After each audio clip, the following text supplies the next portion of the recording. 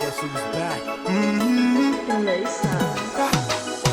Martin Luther Black, Malcolm X Black, Marcus Garvey Black, Barack Obama Black, Bill Clinton Black. How you think about that? How a leap of great, some of the greatest people in African history document that. So free all black people, live all black people.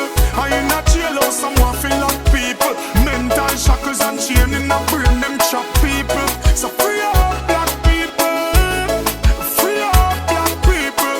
In a jailhouse, someone feel like people. Mental shackles and chain in a brain, them chop people.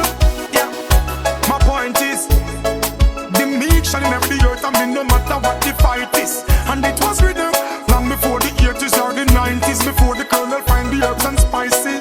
Black people don't get caught in them system, just overcome and don't become a victim. Cause them system set, for them get the future, only the history will get. So free all black people, live all black people. I in a jailhouse, someone feel like people. Mental shackles and chain in a brain, them chop people. So free all black people, free all black people. In a jailhouse, someone feel like people. Mental shackles and chain in a brain, them chop people. Don't forget, you see in bold black, greatest of the greats. Check the record on the track.